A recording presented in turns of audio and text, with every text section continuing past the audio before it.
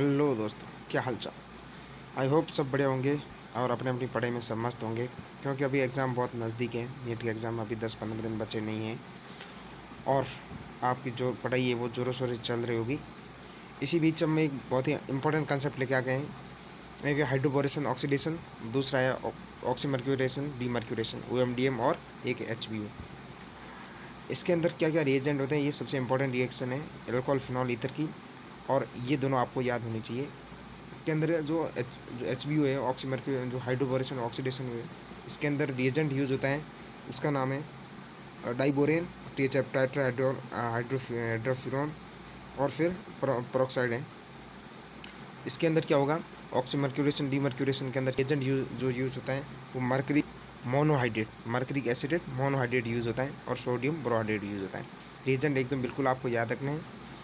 अब इस दोनों के अंदर जो कौन कौन सा रूल फॉलो होता है वो देखते हैं। इसके अंदर एंटी मार्कोनिको रूल होता है, फॉलो होता है। एंटी मार्कोनिको रूल क्या बोलता है कि जो नेगेटिव पार्ट होगा, नेगेटिव पार्ट वो उससे जुड़ेगा जिसके पास हाइड्रोजन की कमी है, जिसके पास हाइड्रोजन की ज़्यादा है, मतलब कमी नहीं ज़्यादा है। और मार्कोनिको रूल क्या कहाँ फॉलो होता है, OMDM के अंदर। OMDM के अंदर क्या कौन सा रूल फॉलो होगा, मार्कोनिको रूल। मार्कोनिको रूल क्या बोलता है, मार्कोनिको रूल ये बोलता है कि नेगेटिव पार्ट उसके पास जाएगा जिसके पास हाइड्रोजन की कमी है, और एंटी मार्कोनिको क्या बोलता था, उसके जो नेगेटिव पार्ट उसके पास जाएगा जिसके पास हाइड्रोजन की जो भरपूर मात्रा है, यानी एक्सेस है। तो एग्जांपल लो तो मैं सबसे पहले ये एल्किन है।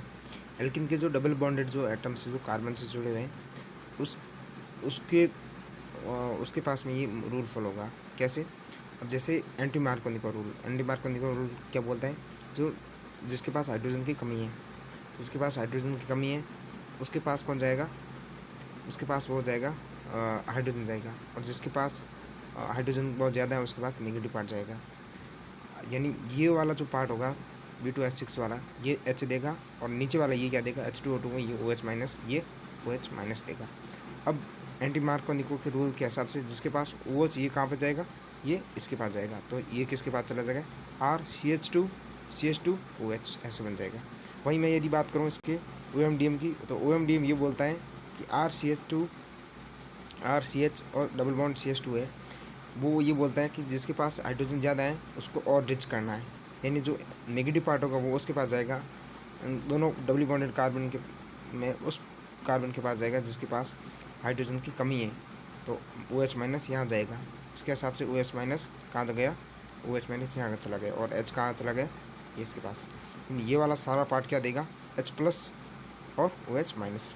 तो H प्लस कहाँ जाएगा, इसके पास जाएगा, और OH माइनस इसके पास जाएगा। समझ में आ गया। और अभी जो पढ़ा है उसके बेस पे आप मुझे ये क्वेश्चन करके उसके आंसर ऑप्शन ए और ऑप्शन बी में दोनों के आंसर लिख के आप कमेंट कर देना, तो मैं मानूंगा वास्तव में आपको ये कॉन्सेप्ट आया है।